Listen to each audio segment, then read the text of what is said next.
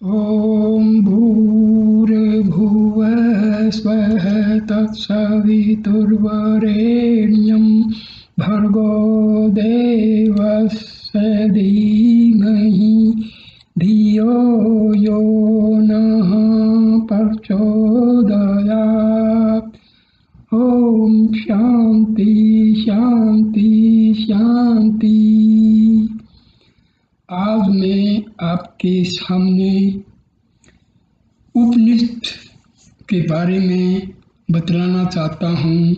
उपनिषद किसको कहते हैं, इनका क्या महत्व है। उपनिषद जो हैं वेदों से निकले हुए हैं। वेदों का जो अंतिम भाग है जिसमें ब्रह्म विद्या या आत्म विद्या का कथन किया गया है, उस भाग में से निकले हुए जो ग्रंथ हैं उनको हम उपनिषद कहते हैं। गिनती में 108 कहे जाते हैं, लेकिन 11 उपनिषद जो हैं महत्वपूर्ण हैं। उपनिषदों का जो दूसरा नाम है रहस्य विद्या बतलाया गया है। अब ये रहस्य विद्या क्यों कहते हैं?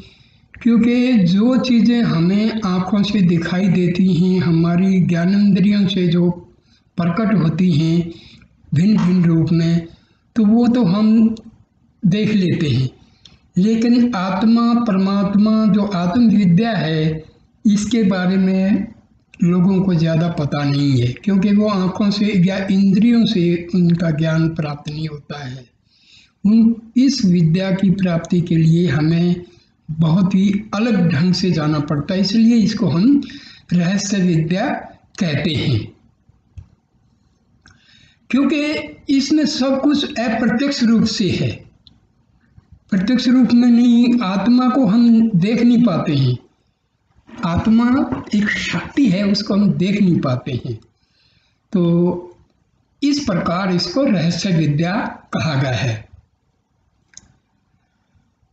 देखो, ये वैसे भी रहस्य में इसलिए है कि इसको जानने के लिए किसी एक इंसान ने कभी जो है खोज नहीं कर पाया है। ये अलग अलग व्यक्तियों ने इसके बारे में बहुत से रहस्य प्रकट किए हैं।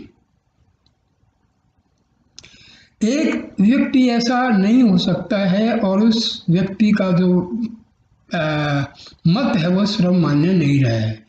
इस रहस्य विद्या को जानने का अधिकार प्राप्त करने के लिए हमें नचिकेता के समान सर्वस्व त्याग करना पड़ेगा। उपनिषदों में उस काल की अध्यात्म एवं दर्शन संबंधी सामग्रियों के भव्य चित्र ही नहीं सजाए गए हैं, परंतु भारतीय जीवन दर्शन के सभी पहलुओं का गंभीर विवेचन भी उनके अंदर किया गया है। मानव जीवन में ही नहीं, इस निखिल विश्व में व्याप्त सत्य की जिज्ञासा एवं उसके अन्वेषण के लिए उपयोगी साधना की ऐसी उत्कट उत्कंठा उसमें व्यक्त है जो विश्व के विस्तृत वाङ्मय में अन्यत्र दुर्लभ है। मानवीय प्रतिभा एवं पहुंच का इनसे बढ़कर कोई दूसरा उदाहरण इस रूप में अभी तक नहीं बन सका है। ये जो उपनिषद हैं ये सारे हमारे ऋषि महर्षि और महात्माओं के द्वारा इनका संकलन किया गया है, इनकी रचना की गई है।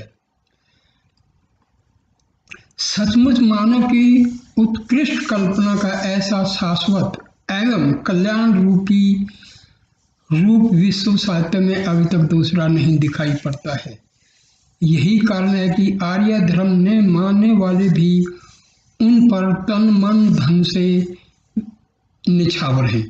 सुप्रसिद्ध जर्मन दार्शनिक शोपेनहावर ने उपनिषद के संबंध में अपना विचार व्यक्त करते हुए एक अवसर पर कहा है, यह मुझे जीवन में शांति देती रही है और मृत्यु के समय भी शांति देगी। सारे संसार में ऐसा कोई स्वाध्याय नहीं है जो उपनिषदों के समान उपयोगी और उन्नति की ओर ले जाने वाला हो। वे उत्तम बुद्धि की उपज हैं। आगे या पीछे एक दिन तो ऐसा होना ही है कि यही विश्व की जनता का धर्म होगा।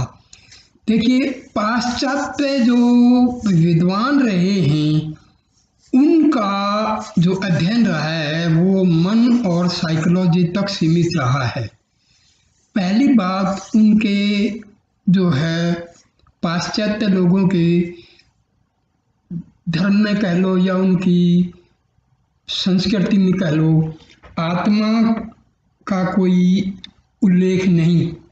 ये तो हमारे उपनिषदों से उन्होंने जाना है कि आत्मा भी कोई होता है। उन लोगों को इस चीज का, वो सिर्फ मन किस मतलब मनोविज्ञान तक ही उनका सीमित रहा है।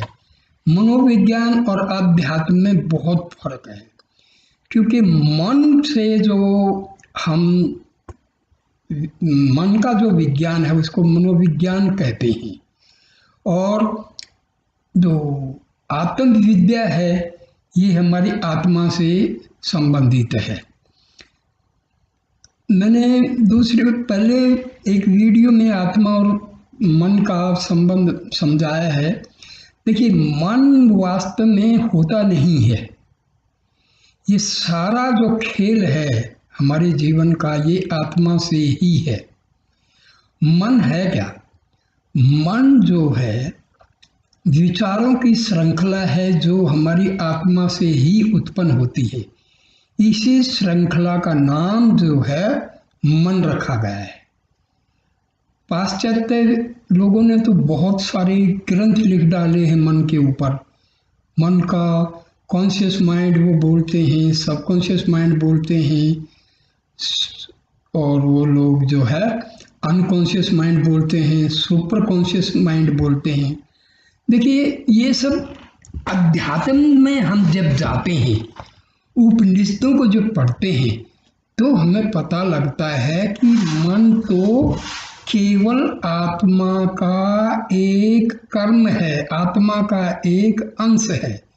आत्मा से विचार पैदा होते हैं। ये विचारों की जो श्रृंखला है उसका नाम हम रख देते हैं आत्मा। इसी तरह ईगो क्या है? हम अपने आप को, आत्मा को पहचानते हुए ना पहचानते हुए अपने आप को हम इस शरीर से जोड़ लेते हैं। इसी का नाम जो है ईगो है। आईनेस जो है, सेल्फ, रियल सेल्फ है, मतलब रियल आई है, एक ईगो है। फॉल्स आई ईगो है, रियल आई हमारी आत्मा है। तो ये मैंने एक वीडियो में पहले इसको काफ़ी विस्तार से समझाया है। तो सुप्रसिद्ध जो पाश्चात्य विद्वान मैक्स मुलर ने उपनिषदों के बारे में एक स्थान पर लिखा है, उपनिषद वेदांत के आदि स्रोत हैं और ये ऐसे निबंध हैं जिनमें मुझे मानवीय उच्च भावना उच्चतम शिखर पर पहुंची हुई मालूम पड़ती है। ये उद्धरण इसलिए नहीं दिए गए हैं कि इनके कारण उपनिषदों की महत्ता में कोई वृद्धि हो जाएगी। प्रत्युत इससे यह दिखाया जा रहा है कि आर्य धर्म ने मानने वाले विदेशियों की दृष्टि में उपनिषदों का क्या महत्व है। कहना तो ये चाहिए कि हम भारतीयों की संस्कृति और सभ्यता का परतंत्रतावस्था में भी जो सारे संसार में सम्मान था, उनका बहुत कुछ कारण ये हमारे ज्ञान भंडार उपनिषदों भरी रही है। उपनिषदों की एक एक वाणी में वह अमर तेज व शांतिदायी आलोक है जिसे पढ़कर, गुनकर और आचरण कर कितनों की आंखें खुल गई, कितने सिद्ध बन गए, कितने योगी बन गए, कितने जीवन मुक्त हो गए और कितने ब्रह्म में विलीन हो गए। सहस्रों वर्षों से सरस्वती के यह आलोक में प्रसाद अकिंचनता में भी, कुबेर की समृद्धि अथवा भौतिक अभाव में भी आध्यात्मिक शांति की निधि लुटाते चले आ रहे हैं।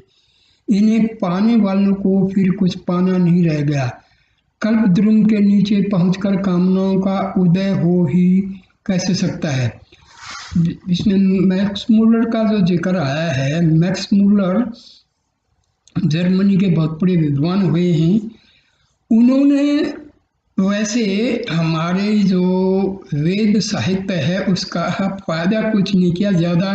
उन्होंने ऐसा ऐसा जो है ट्रांसलेशन किया है जो बहुत ही भयानक है। उन्होंने तो यहाँ तक सिद्ध कर दिया कि वेदों के जो ऋषि थे वो गाय का मांस खाते थे। तो भाई ऐसा है, हमारे भारतीय जो विद्वान है वो इन लोगों का पता नहीं क्यों जो है जिक्र करते हैं। इन लोगों का उद्देश्य हमारे जो संस्कृति है उसका कोई बढ़ाने की नहीं सोची, उसको गिरा किस प्रकार हमारे जो वैदिक ज्ञान है इसको नीचा दिखाया जाए। खैर ये मैं किसी और वीडियो में बताऊंगा कि किस प्रकार पाश्चात्य लोगों ने हमारा कितना संस्कृत का जो भंडार है ग्रंथों का उसको तुम लोगों ने फूंक डाला था। सारा संस्कृत का जो साहित्य है वो अवेलेबल भी नहीं है। महर्षि दयानंद जब वेदों का भाष्यकार लिख रहे थे तो उनको जर्मनी से मंगाने पड़े थे वेद। कितनी विडंबना है। तो चलिए आगे देखते हैं क्या बोल रहे हैं हम। उपनिषद शाश्वत ज्ञान की अक्षय भंडार है। ये निरंतर का ज्ञान है, ये सीधा परमात्मा का दिया हुआ ज्ञान है। सारे संसार में ऐसा कोई दर्शन नहीं, ऐसी कोई विचारधारा नहीं है जो इनसे प्रभावित नहीं हुई है। परमाणु द्वारा यह तो सिद्ध हो ही चुका है कि मुगल साम्राज्य काल में इनका प्रसार विदेशों में भी हुआ, किंतु यह भी पता लगता है कि एक समय ऐसा भी था जब भारत के इन ज्ञान दीपों ने सृष्टि की ओर छोर तक में अविद्या का अंधकार को दूर किया था। मुगलों में जो औरंगजेब के बड़े भाई थे दारा शिकोह, उन्होंने उपनिषदों का फारसी में ट्रांसलेशन भी किया था। भारतीय विद्या तथा संस्कृति की तो ये मूल स्रोत ही रही हैं। ऐसा कोई दर्शन, चाहे वह आस्तिक हो या नास्तिक, ऐसा कोई शास्त्र, ऐसा कोई तर्क नहीं है जो उपनिषदों की अमर वाणियों से निकले हुए न मालूम पड़ते हों। सारी युक्तियां, सारे तंत्र, समूचे प्राण, संपूर्ण पदार्थ, विज्ञान की विभिन्न धाराएं, विद्या की समस्त श्रेणियां, अधिक क्या मानव जाति के सुख शांति के सारे उपाय इन्हीं काम धैन्यों की कृपा से प्राप्त होते दिखाई पड़ते हैं।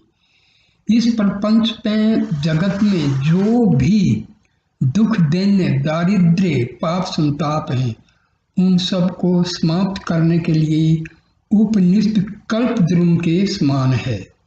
ऐसी कोई विद्या या कोई कला नहीं है जो इनमें ना हो। आचार शास्त्र तथा उच्च कोटि की सभ्यता से लेकर परम आध्यात्मिक शांति एवं पारलौकिक निश्रेयस के लिए ये सदा खुली हुई हैं। इनमें वर्णित विद्याएं कल्पना की ऊंची और मीठी उड़ान मात्र नहीं है, एक सभ्य एवं समुन्नत जाति की सहस्रों वर्षों की गहरी अनुभूतियों का उनमें रस घुला हुआ है और वे पारमार्थिक दृष्टि से क्रियात्मक हैं। उपनिषदों में दी गई शिक्षाओं को व्यवहारिक रूप में लाकर कोई भी व्यक्ति, कोई भी समाज अवंती के गर्त में कभी नहीं गिर सकता, प्रत्युत दुख दैन्य से छुटकारा पा सकता है। विद्वेष व घृणा की आग से उसे कोई भय नहीं हो सकता और न भौतिक अभाव के कारण उसे दर दर भटकना ही पड़ेगा। काम, क्रोध आदि विकारों को दूर करने की इनमें अमोघ शक्ति है। आत्म ज्योति को पहचानने के लिए इनसे बढ़कर कोई दूसरा साधन नहीं है।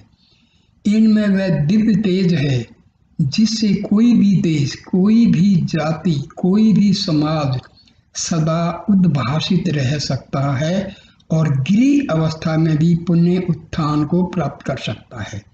सामान्य पशु से मनुष्य बनाने की शक्ति का तो कुछ कहना ही नहीं है। इनमें मानव पुत्र को अमृत पुत्र बनाने या अमरत्व प्राप्त करने के सारे रहस्य भरे पड़े हैं। इनमें बताए गए संयमों के द्वारा मानव बड़ी सरलता और सुगमता से अमर बन सकता है। देखिए, अमर शब्द जो है ये भी बहुत ही भ्रम फैलाया हुआ है। हमारा शरीर जो है वो पदार्थ से बना हुआ है और पदार्थ जो है वो परिवर्तनशील है। जो चीज परिवर्तनशील होती है वो अमर हो ही नहीं सकती, क्योंकि मैटर जो है ये चेंज होता रहता है। तो हमारा शरीर तो मैटर का बना है, 5 तत्वों से बना है, तो शरीर तो अमर नहीं हो सकता है।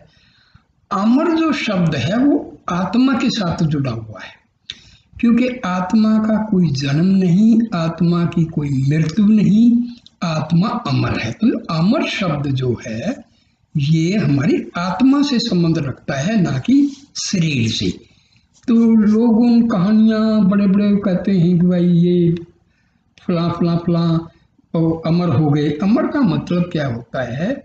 जिन्होंने आत्म साक्षात कर लिया, ब्रह्म का दर्शन हो गया, तो उनको अमर कहा जाता है, ना कि शरीर से। ये बहुत सारी गलत फहमियां हैं जो चल रही हैं, लेकिन अमर का मतलब आत्मा से है, और जिन्होंने आत्मा को पा लिया हम उनको कहेंगे कि वो अमर हो गए। देखिए,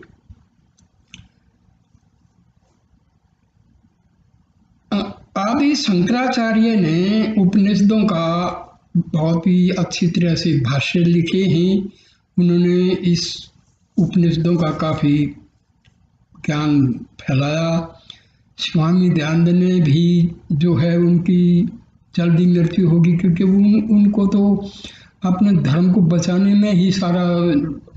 अब रिसेंट टाइम में जो हैं महर्षि रमन जो हैं, उन्होंने उपनिषदों की एक एक बात को अपने जो है ज्ञान से, अपने एक्सपीरियंस से, अपने अनुभव से एक एक उपनिषदों में जो लिखा है उसको सिद्ध किया है।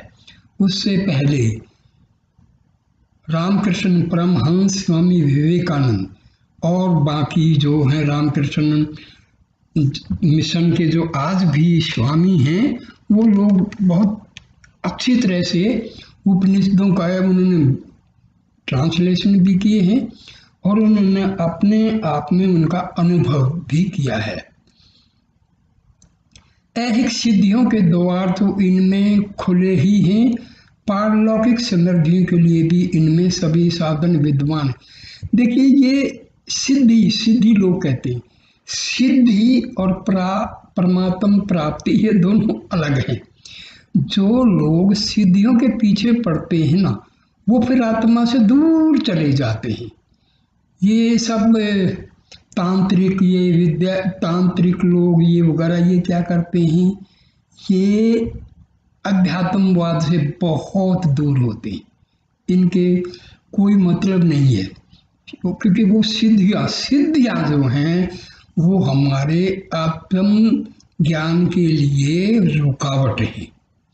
तो सिद्धियों का जिक्र उपनिषदों में ऐसा नहीं है। पारलौकिक समृद्धियों के लिए भी इनमें सभी साधन विद्यमान हैं, क्योंकि देखिए, वेदांत जो है ना, हमारे हिंदू धर्म में वेदांत की जो शाखा है वो बहुत ही मशहूर है।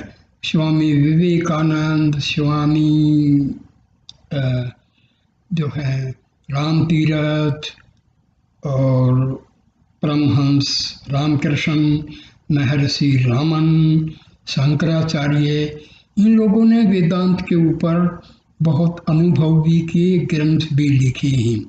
वेदांत का मतलब होता है वेदों के अंत में जो ज्ञान है आत्मा का, वो वेदों का अंतिम भाग कहे जाते हैं।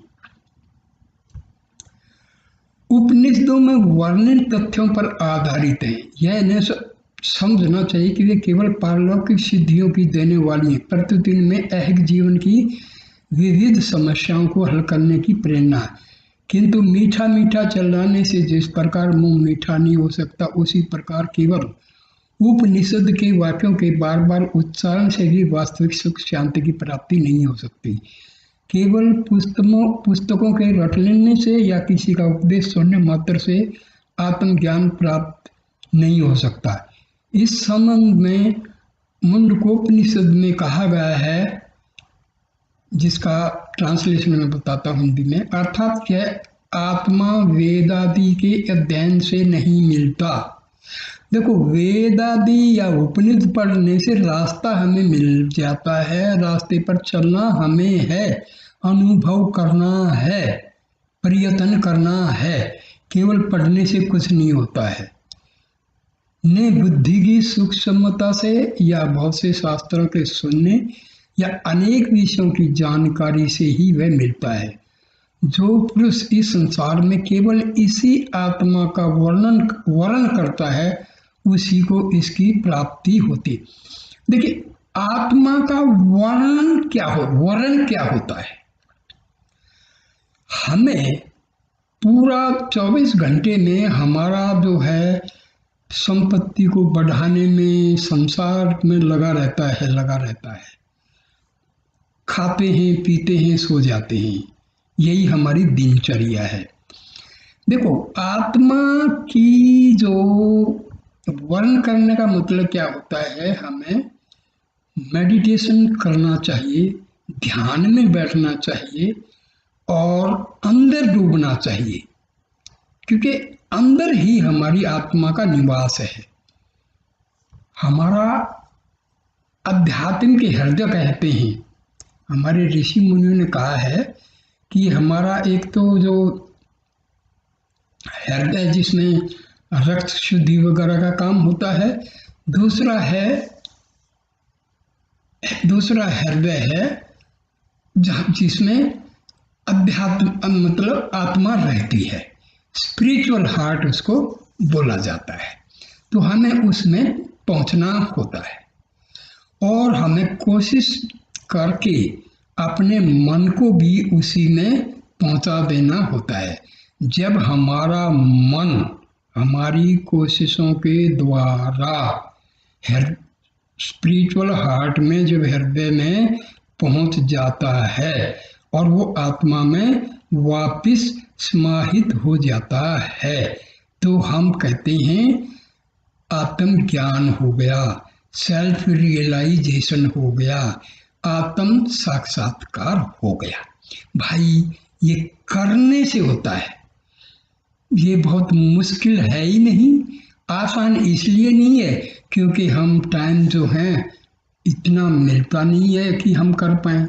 लेकिन भाई, असली यदि ज्ञान प्राप्त करना है तो घंटा 2 घंटा डेली बैठ के जो है अंदर डूबना चाहिए। अंदर डूबने का देखो, ये भी थोड़ी है गलती है। अंदर डूबने का मतलब क्या होता है कि हमारा जो मन है ना, उसकी नेचर है बाह्य गमन, एक्स्ट्रावर्ट होता है हमारा माइंड। हमें इसको अंदर की तरफ, इसकी डायरेक्शन चेंज करनी। मन तो बार बार बाहर जाएगा संसार में, ये इसकी प्रकृति है, ये इसकी नेचर है। हमें प्रयत्न क्या करना है कि आहिस्ता आहिस्ता मनन के द्वारा, कंटेम्पलेशन के द्वारा और अफर्मेशन के द्वारा, विजुअलाइजेशन के द्वारा मन की डायरेक्शन बाहर से हटा करके अंदर की तरफ करना है। मन जो है आहिस्ता आहिस्ता आहिस्ता हमारे अध्यात्म पे, हृदय में जब पहुंच जाता है तो ये अपने स्रोत में, अपने सोर्स में मिल जाता है। तो इसमें भाई करने से होगा। ये मैं जो बता रहा हूँ ना, ये क्योंकि मैं करता हूँ और बहुत ये मुश्किल भी नहीं है, और भाई आसान तो इसलिए नहीं है कि हम करते नहीं। जब हम करते ही नहीं है तो भाई मुश्किल है, लेकिन जब करना शुरू कर दोगे ना, तो केवल आनंद है। शुरू में तो कष्ट होंगे, इसके बारे में मैं बाद में बताऊंगा। अभी तो अपना जो असली विषय उपनिषदों की महत्व क्या है तो उसी पर चलने दो। आत्मा उसी भाग्यशाली को अपना स्वरूप दिखाता है। किसको? जो मैं बता रहा हूँ, जो बैठता है उठ के सुबह 3-4 बजे 2-2.5-3 घंटे बैठ के ब्रह्म वेला में और कोशिश जब करता है ना, तो भाई आनंद है, आनंद ही आनंद है दोस्तों। मुश्किल है जब तक आप कोशिश नहीं करते। कोशिश कर लो, आनंद है। इससे बड़ा दुनिया में कोई आनंद है? आपको बहुत भी आनंद आएगा। देखो, ये मैं उपनिषदों की महत्ता इसलिए बता रहा हूँ कि आप लोगों का जो है ध्यान इस आत्म विद्या की तरफ देखो, हमारे ऋषि मुनियों ने हमारे 4 उद्देश्य बताए हैं जीवन के: धर्म, अर्थ, काम और मोक्ष। देखो, अर्थ मतलब पैसा तो खूब कमाते हैं, गृहस्थ जीवन में सारा जिंदगी खपा देते हैं, ठीक है ना। धर्म, देखो धर्म की भी एक अलग से जो धर्म की परिभाषा जो है ना भाई, धर्म क्या है ना, धर्म बनाया गया है इंसान के द्वारा। और अध्यात्म जो है ना, वो एक हर इंसान की आत्मा है। आत्मा को पहचानना ये अध्यात्मवाद है। तो असली धर्म तो भाई अध्यात्मवाद है। वैसे लोगों ने बना लिया है, ये हिंदू है, ये मुस्लिम है, ये क्रिश्चियन है, ये सिख है। तो ये तो भाई मानव के द्वारा बनाए गए हैं, इसके नियम भी मानव के द्वारा बनाए गए हैं। तभी तो हम मानव तो एक लिमिट है, फाइनाइट है। आत्मा इन्फिनिट है भाई। एक आप फाइनाइट की तरफ क्यों झुकते हो? Why don't you come to the infinite? आत्मा इन्फिनिट है। अरे थोड़े से गिलास के पानी को छोड़ के समुद्र की तरफ दौड़ो। आत्मा एक समुद्र है, अथाह ज्ञान का सागर है। आप क्यों मन रूपी गिलास के थोड़े से पानी में ही खुश होना चाहते हो दोस्तों? चलिए, तो बलहीन अर्थात ब्रह्मचर्य विहीन परमादि और अशास्त्रीय तप में निरत को भी आत्मा नहीं मिलती, कभी नहीं मिलेगी। इसको तो भाई किसको मिलेगी? जो कोशिश करेगा। और कोशिश बहुत मुश्किल नहीं है भाई, ना उसमें पैसा लगता है, ना कुछ धन दौलत लगता है। और देखो, आप लोग बैठ के ध्यान करना शुरू कर दो। ये गुरु का चक्कर भी एक बड़ा घंटा, बहुत ही टेढ़ा काम है। गुरु जो है ना, जो भी आपको अंधेरे से प्रकाश में ले जाए वो गुरु है। और भाई आत्मा से बड़ा कोई गुरु नहीं होता है। हमारी आत्मा के अंदर वेदों का, उपनिषदों का, पूरे ब्रह्म ज्ञान का भंडार भरा पड़ा है। लेकिन भाई हम तो वो ऐसे बस चक्कर काट रहे हैं। हाँ, अमृत का कुआं भरा हुआ है, उसके चक्कर काट रहे हैं। कोशिश नहीं करते कि पी के देखें। खजाना भरा पड़ा है हमारी आत्मा में और हम चक्कर काट रहे हैं। हम सोचते हैं कि इसमें सुख मिलेगा, मकान में सुख मिलेगा, कार में सुख मिलेगा। भाई सुख तो अंदर है, झांक लो, थोड़ा सा झांक लो, नहीं तो भाई पछताना पड़ता है। इसको पाने के लिए मनुष्य को पहले इनके वचनों को सुनो, उसके बाद उन पर पूरा पूरा मनन करो। एकांत में शांत मन से उन पर विचार करो। इसके अनंतर चित्त वृत्तियों को समेटकर अंतर्मुखी बनकर मन में एकाग्र चित्त हो ध्यान धरो। तभी तुम्हें वह महाज्योति, अखंड आनंद और शाश्वत शांति का सरोवर नहाने को मिलेगा। उसे प्राप्त कर लेने पर तुम्हारे हृदय की सब गांठें अपने आप खुल जाएंगी, सारे संशय दूर हो जाएंगी, सभी शुभ अशुभ कर्मों का बंधन टूट जाएगा और तुम जीवन मुक्त बन जाओ। दोस्तों, ये उपनिषदों में लिखा है, मैं सिंपल भाषा में समझा रहा हूं मेरे दोस्तों। मन जो है हमेशा हमें दुनियादारी में भटकाएगा। आप जब ध्यान में बैठोगे तो ये आपको बैठने नहीं देगा, बिल्कुल भी, क्योंकि ये आत्मा के पास आपको पहुंचने ही नहीं देगा।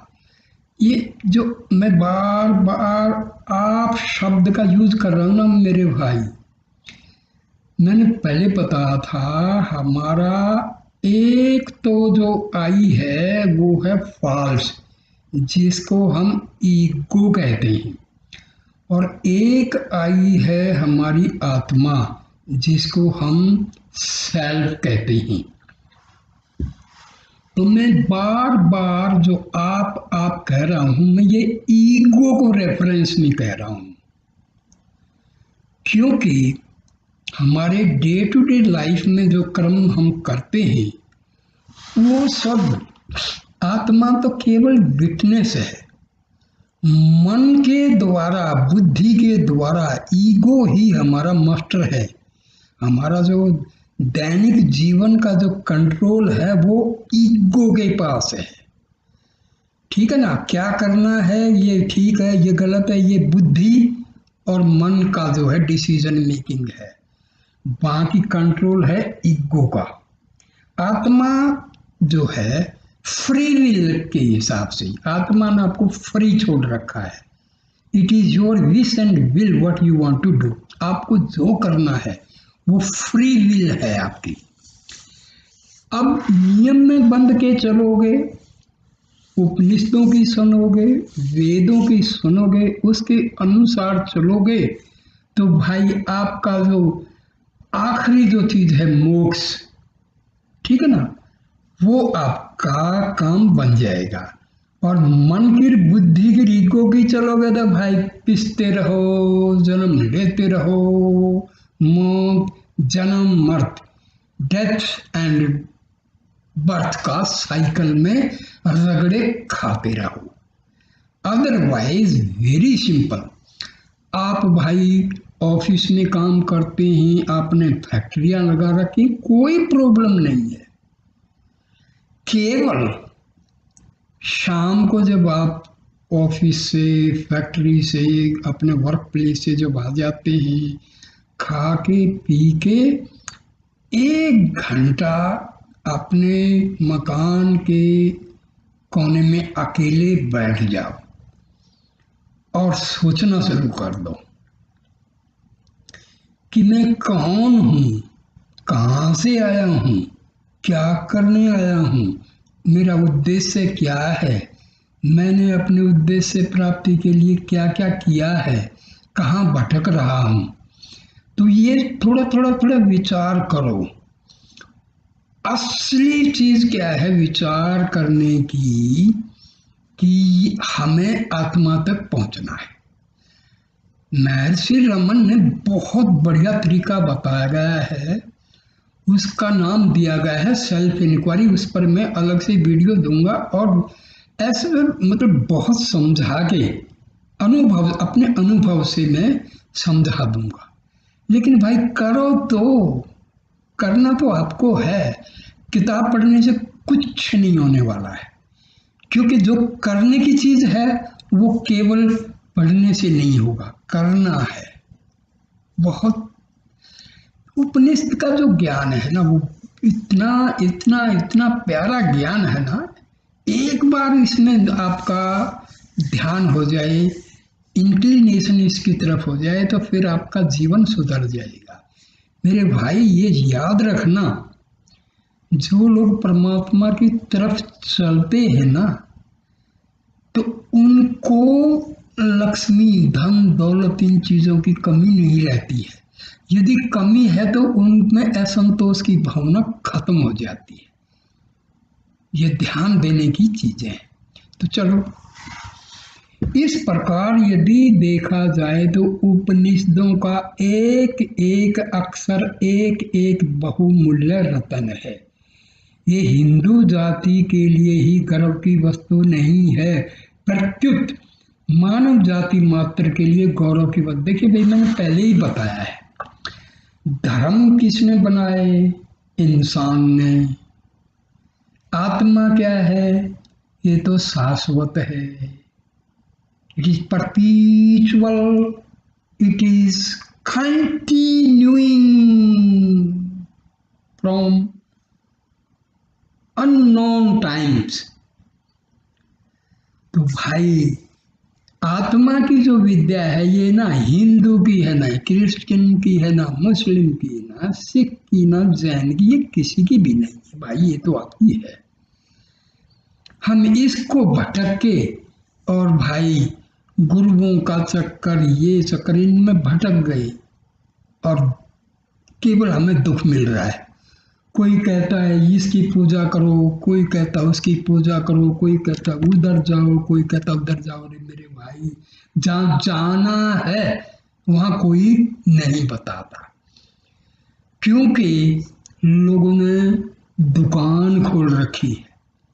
यदि उन्होंने आपको बता दिया भाई परमात्मा तो आपकी आत्मा और परमात्मा सब एक ही है, तो भाई उनकी दुकान तो बंद हो जाएगी। चक्कर ये है, उपनिषद का ज्ञान केवल केवल केवल सच्चा ज्ञान है। वेद का ज्ञान केवल केवल सच्चा है, उसमें दो नहीं है। एब्सोल्यूट, एब्सोल्यूट जो शब्द बना है ना इंग्लिश में, वो एब्सोल्यूट का मतलब होता है जो सच है।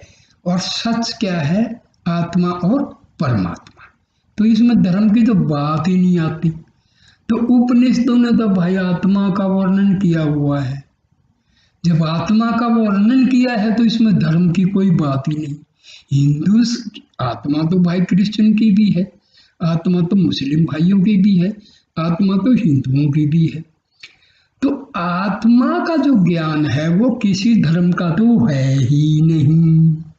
ये है ना, बात तो सिंपल है, लेकिन भाई सिंपल कहाँ, देखो मारकाट हो रही है, धर्म के नाम पर तो भैया युद्ध हो रहे हैं। ये चक्कर है। क्यों? क्योंकि हम आत्मा के पास जाना ही नहीं चाहते। तो मानवता की सीमा लांघकर ऊपर उठाने की इनमें ऐसी ऐसी युक्तियां दी गई हैं जो कभी व्यर्थ होने वाली नहीं है। इस परमाणु एवं उद्रजन युग में भी इनकी ज्योति मलिन नहीं हुई है। समस्त मानवता को उबारने की इनमें अद्भुत एवं प्रचंड शक्ति है। विज्ञान ने अपने चरम विकास में भी समूची प्रकृति पर विजय प्राप्त करने में अपनी हार ही स्वीकार की है, किंतु उपनिषदों के वर्णित तत्वों में समूची प्रकृति मुट्ठी में हस्तगत होती दिखाई गई है। यह कोई भावुकता नहीं है, इसमें वस्तु स्थिति को प्राप्त करने के लिए अपने संकुचित व्यर्थ से ऊपर उठकर सोचना पड़ेगा। आज तक मृत्यु से पराजित विज्ञान को दर दर ठोकरें खाने के बाद यह स्वीकार करना ही पड़ता है कि इसे वश करने की कोई शक्ति उसके पास नहीं है। किंतु उपनिषदों ने अमरत्व प्राप्ति की युक्तियां स्थल स्थल पर बताई गई हैं। दोस्तों, मैंने पहले ही बताया, अमरत्व कुछ शरीर का नहीं होता भाई, यहाँ ये चक्कर है। कहानियां बनाती हैं, फलां ऋषि थे, फलां अश्वस्थामा, ये वो घूमते हैं अमरत्व। भाई ऐसा है, ये अमरत्व जो शब्द है वो आत्मा के लिए है। आत्मा ही अमर है, शरीर अमर नहीं होता है। ये हो जाता है जब लोग योग शक्ति से अपना जो सूक्ष्म शरीर है उसको थोड़ा थोड़ा करके अपना जो फिजिकल बॉडी में कन्वर्ट कर सकते, ये है। लेकिन ये बड़ी योग विद्या की चीज है, साधारण मानव के लिए ये कल्पना से परे की चीज है। ये उक्तियां कल्पना प्रसूत नहीं है, सहस्रों वर्षों की गहरी अनुभूतियों तथा क्रियाओं का इनमें पुट है। आज के युग में भी उपनिषदों के प्रभाव से स्वामी विवेकानंद, स्वामी रामतीर्थ, रामकृष्ण परमहंस आदि ने अपने जीवन में अमरत्व के अक्षरों का जो अनुभव किया है उसका पता सारे संसार को है। ये मैं पहले ही बताया नहीं, ये हमारे मतलब रामकृष्ण परमहंस, स्वामी विवेकानंद, स्वामी रामतीर्थ, शंकराचार्य और महर्षि रामन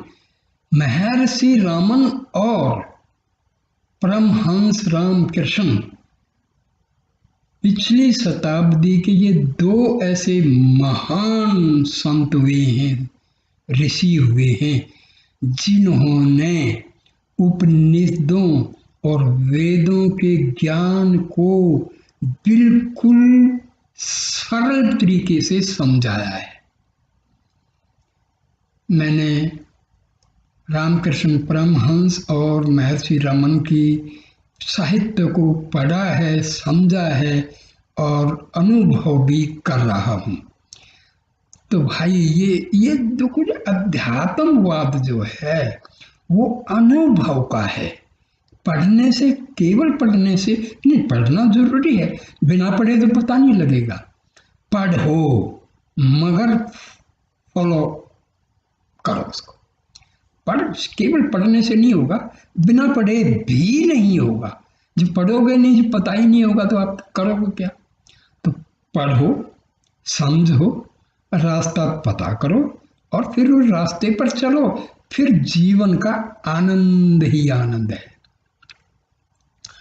उपनिषदों के रहस्यात्मक विचारों की परंपरा से न केवल हिंदू जाति के जीवन दर्शन ही प्रभावित हैं, परंतु बौद्ध तथा जैन दर्शनों पर भी उनकी अमिट छाप है।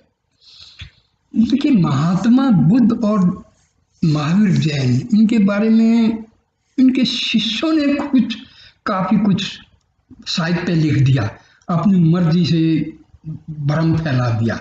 नहीं तो भाई यही सेम है। बौद्ध का यदि एक एक असलियत देखोगे तो उन्होंने क्या किया था, वही तो ध्यान तो किया था ना, आत्मा का साक्षात्कार तो किया था। लेकिन बाद में उनके शिष्यों ने काफी कुछ लिख डाला है, चलो वो हमारा विषय नहीं है। सूफियों की रहस्य भावना, मुसलमानों का एकेश्वरवाद, कृष्णों की रहस्यवादिता, शोपेनहावर का दार्शनिक विचार, राजा राम मोहन राय के ब्रह्म समाज की मूल भावना, स्वामी दयानंद, कविंदर रविंद्र और योगेंद्र अरविंद की विचारधाराएं उपनिषदों से अत्यधिक प्रभावित हैं। शंकराचार्य, रामानुज, वल्लभ, माधव आदि आचार्य ने तो इन्हीं की पृष्ठभूमि पर अपने सिद्धांतों की अवतारण की है। यह सही है कि इन उपनिषदों की विचारधारा में जीवन के संध्याकाल संन्यास आश्रम के अनुभवों के अमूल्य पवित्र विचार संग्रहित हुए हैं और ये आर्य जीवन के संन्यास आश्रम की स्थिति के प्रतीक हैं।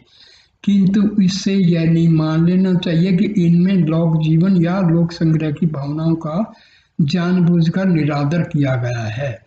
कहना तो ये चाहिए कि प्रथम के 3 आश्रम का सार तत्व भी इनमें आ गया है। इनके विचार इतने गूढ़, उदात्त और व्यापक हैं कि इनमें सब स्थिति के लोग समान लाभ उठा सकते हैं। यही कारण है कि क्या सब धर्मी, क्या विधर्मी, क्या पौवार्त्य, क्या पाश्चात्य, सभी विचारकों के लिए ये प्रेरणा और स्मृति के स्रोत हैं। व्यापक मानव धर्म और उनके जीवन दर्शन के अक्षेत्र में किसी भौगोलिक रेखा से आबद्ध नहीं हैं और न काल की सीमा रेखा ही इनकी प्रसिद्धि और सनातनता में कोई बट्टा लगा सकी है। ज्ञान और अनुभूतियों का मस्तिष्क और हृदय का इनमें ऐसा मधुर समन्वय है कि कहीं विषमता का कहीं पता। देखो, वेदांत के 3 अंग हैं। सबसे पहले उपनिषद हैं, दूसरे गीता हैं और तीसरे जो हैं वेदांत दर्शन है। वेद व्यास का जो लिखा हुआ है ब्रह्म सूत्र, जिसको हम वेदांत दर्शन कहते हैं। ये 3 अंग हैं, उपनिषद, गीता और ब्रह्म सूत्र। तो यद्यपि विषय की व्यापकता के कारण सभी दर्शन एवं संप्रदाय अपने मतों की पुष्टि के लिए उपनिषदों का आश्रय लेते हैं, किंतु उत्तर मीमांसा वेदांत दर्शन की ही विशेष विवेचना इनमें की गई है। यही कारण है कि आचार्य शंकर ने अपने मत के प्रतिपादन में स्थल स्थल पर इनका उपयोग किया है। ब्रह्म की व्यापकता, आत्मा की नित्यता, लौकिक सुख की अक्षण भंगुरता, मुक्ति की उपलब्धि आदि विषयों का इनमें प्रमुख रूप से प्रतिपादन किया गया है। यद्यपि वे वास्तव में ज्ञान कांड के समर्थक हैं, किंतु उपासना और कर्म कांड का भी इनमें बहिष्कार या निरादर नहीं किया गया है। आज के विज्ञान युग ने उपासना और कर्म कांड को मानव स्वभाव से कुछ दूर कर दिया है, किंतु ज्ञान का अक्षेत्र आज भी पूर्ववत अबाधित है। इसमें काल कर्म से परिवर्तन की कोई गुंजाइश नहीं है। फलस्वरूप उपनिषदों में परमात्मा, आत्मा, सृष्टि, पुनर्जन्म, स्वर्ग, धर्म, आचार आदि का जो विवरण अथवा परिचय दिया गया है वह आज भी ज्यों का त्यों है। बड़े बड़े वैज्ञानिक विद्वानों के तर्कों और नास्तिकों की शंकाओं को वहाँ फटकने की भी स्थिति नहीं मिलती। यही कारण है कि सनातन हिंदू जाति की रीढ़ विधर्मियों के घोर अनाचारों में भी नहीं टूटी। प्राय शासन की क्रूर श्रृंखलाओं में शताब्दियों तक जकड़े रहने पर भी उसमें जड़ता नहीं आई। लाखों आंधी तूफानों बौंडर के बीच में पड़ने पर भी उसका तेज। देखिए, कुछ देश तो गुलामी के कारण अपनी संस्कृति को खो चुके, क्योंकि संस्कृति उनकी थी ही नहीं। हिंदुस्तान 900 साल तक गुलाम रहा, लेकिन आज भी भारत की हिंदू धर्म की जो संस्कृति है वो आज भी अडिग है। इसको क्यों? क्योंकि वो सच्चे उस पर रास्ते पर थे। हमारे ऋषियों ने जो रास्ता सुझाया है वो निरंतर बहने वाली गंगा की तरह है। व्यापक लोकप्रियता के कारण उपनिषदों की संख्या बढ़ते बढ़ते 200 से भी अधिक बन गई है, किंतु उनमें मुख्य 18 ही हैं, जिनकी गणना स्वामी शंकराचार्य ने अपने भाषा में की है। महर्षि दयानंद ने 11 बताए हैं, महर्षि रमन ने भी 11 ही बताए हैं, और स्वामी विवेकानंद और जो रामकृष्ण परमहंस के जो शिष्य हैं, रामाकृष्ण मिशन के जो स्वामी जी हैं, उन्होंने भी 11 ही बताए हैं। वैसे 108 बोलते हैं, लेकिन प्रमुख जो बिल्कुल ऑथेंटिकेटेड हैं वो 11 हैं। ऐसा मालूम पड़ता है कि ये शेष सारी उपनिषदें शंकराचार्य की बात बनी होंगी। जहाँ तक गंभीरता और विचारों की उच्चता एवं उदात्तता का प्रश्न है, इन परवर्ती उपनिषदों से उपयुक्त 18 उपनिषदों की तुलना नहीं की जा सकती, पर इनमें भी ऐहिक और पारलौकिक सिद्धियों की विवेचना एवं गवेषणा की गई है। 18 उपनिषदों में ईश, केन, कठ, मुंडक, प्रश्न, मांडुक्य, तैत्तिरीय, छांदोग्य, सवेतास्वर आदि के नाम प्रमुख हैं। इनमें से 12 उपनिषदों पर भगवान शंकराचार्य ने अपना सुविस्तृत भाष्य लिखा है। महर्षि पतंजलि ने अपने महाभाष्य में चारों वेदों की शाखाओं की संख्या कुल मिलाकर 1130 बताई है।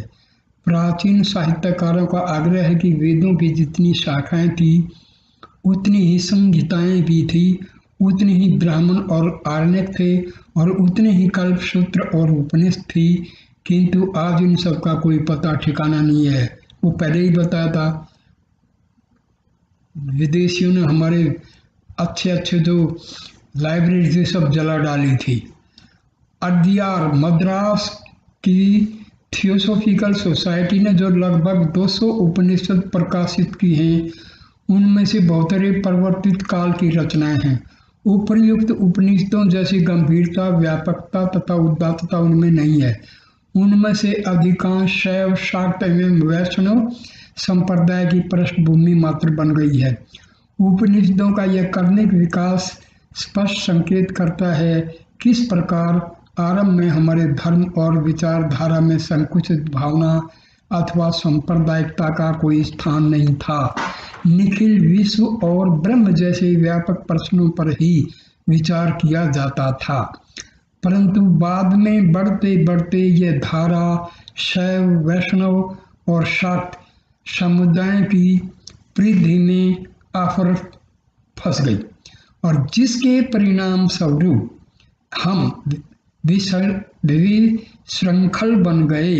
हमारी ज्ञान गरिमा घट गई, हम ऊपर से नीचे उतरने लगे और आज पहुँचते पहुँचते ऐसी जगह आकर रुक गए हैं कि हमें यह सहसा विश्वास ही नहीं होता कि ज्ञान की ये उज्जवल मणियाँ हमारे ही पूर्वजों के मस्तिष्क से आविर्भूत हुई हैं। शांति की है मंदाकिनी हमारे ही पूर्वजों के विशाल हृदय से प्रवाहित हुई है। प्रगतिवादी अथवा विकासवादी चिल्लाते हैं कि जो कुछ पुराना हो गया है वह सड़ गया है, उन्हें छोड़कर आगे चलो, पीछे की ओर मुख कर हम उन्नति के शिखर पर नहीं चढ़ सकेंगे, आदि आदि। किंतु उन्हें यह सोचने की आवश्यकता नहीं पड़ती कि क्या करोड़ों वर्ष का यह सौरमंडल, यह धरातल, यह हिमवान, यह गंगा यमुना की निर्मल धारा पुरानी हो गई है, इन्हें छोड़ देना ही ठीक है। इनसे पूर्ववत लाभ होने की संभावना अब नहीं रह गई है, वे सब के सब नष्ट कर देने ही लायक हैं। ठीक, यदि कोई प्रगतिवादी यह कहने की हिम्मत कर सकता है कि हाँ ये सब उपेक्षणीय हो गए हैं, तो फिर उसके लिए मानव संस्कृति की ये मूल स्रोत उपनिषद की कूड़ा करकट से ही हो सकती है। परंतु अभी ज्ञान उन्माद का ऐसा कठोर युग शुरू नहीं हुआ है। विज्ञान उद्रजन बन तक पहुंचकर भी बहुत नीचे है। उपनिषदें अभी बहुत ऊंची हैं, उनमें वर्णित जीवन के तत्वों की प्राप्ति अभी विज्ञान से संभव नहीं है। ट्यूबवेल लगाकर हम 10-20 बीघा खेती की सिंचाई भले ही कर लें, पर हरिद्वार का कुंभ अथवा तीर्थराज प्रयाग का संगम उस कूप के तट पर नहीं लगेगा। भीतर घुसकर देखिए इनके रत्नों की कुछ अमल अमंद छवि जो तन मन के संतापों को दूर भगाने में आज भी यथापूर्व है।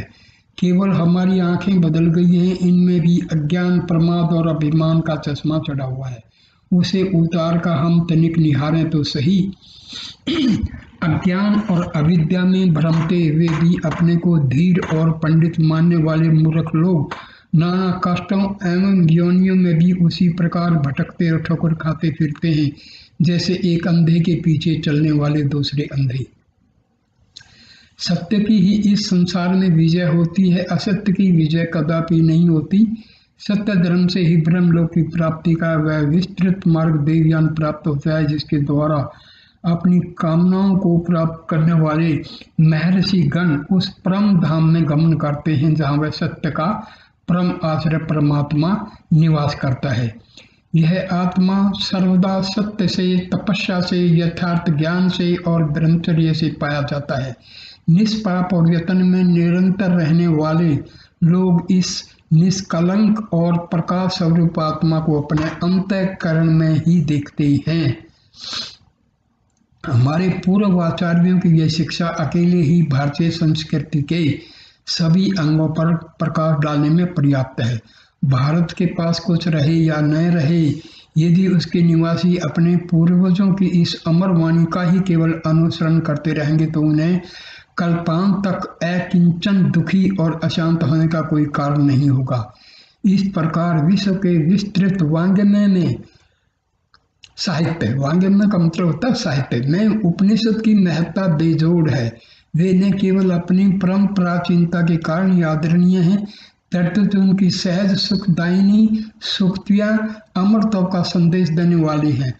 भारतीय आर्य संस्कृति का समुन्नत एवं शुद्ध रूप तो सदा से इन्हें अमृत वाटिकाओं में निमज्जित होकर निखरा है। ये किसी संप्रदाय विशेष की वस्तु नहीं है। इनकी सामान्य दृष्टि वसुधैव कुटुंबम के महान एवं पुनीत लक्ष्य पर स्थिर है। यही कारण है कि देश विदेश सर्वत्र इनका आदर सम्मान है। पर यह सब होते हुए भी उपनिषद सर्वसाधारण के लाभ में नहीं आती। इनकी गहन गंभीरता की दुहाई देकर जब हमारे कितने संस्कृतज्ञ पंडित जन भी इनके अमर संदेश से आजीवन वंचित रह जाते हैं, तब केवल हिंदी जानने वालों का या दोष। आज तक अनेक उपनिषदों के,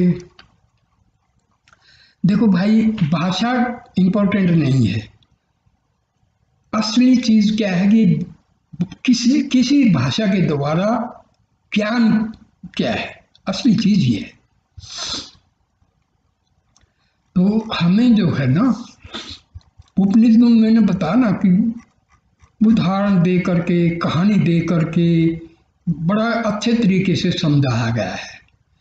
तो अब इसके आगे जो मैं तो जो बताया हूँ, इसके आगे में उपनिषदों की कहानियों के द्वारा किस प्रकार जो है ज्ञान का संचार किया गया है हमारे ऋषियों द्वारा, तो ये मैं कहानियों की एक श्रृंखला शुरू करूंगा। क्योंकि कहानियों में अलंकारिक भाषा का यूज किया गया है। जैसे कठोपनिषद में नचिकेता कोई वास्तव में नहीं रहा है। नचिकेता एक विद्यार्थी है, एक साधक है, एक जिज्ञासु है। उसने यमराज से जो है आत्मा का ज्ञान प्राप्त किया। तो श्वेत केतु है वगैरह वगैरह बहुत ऐसी, तो कहानियों से हमें उनका जो है ज्ञान सही मिल जाएगा। तो दोस्तों, ये आप लोग जो हैं, मेरी जो चैनल है उसमें आप अपने क्वेश्चन लिख करके मेरे से पूछ सकते हैं, ठीक है? क्योंकि जो अध्यात्म ज्ञान है ना, वो अनुभव के द्वारा प्राप्त किया जाता है, किताबें पढ़ के नहीं। किताबें तो टीवी में आप दुनिया भर के बैठे हैं पंडित लोग, प्रचारक हैं, वो पढ़ देते हैं बहुत सारे। देखो, अनुभव के द्वारा जो ज्ञान अर्जित किया जाता है वही उपयोगी होता है। किताब से पढ़ लिया और सुना दिया तो वो उसका असर भी नहीं होता है, ठीक है? तो आप लोग जो है मेरे से पूछ सकते हैं, आपको जो डाउट आए वो पूछ सकते हैं, ठीक है? नमस्ते दोस्तों।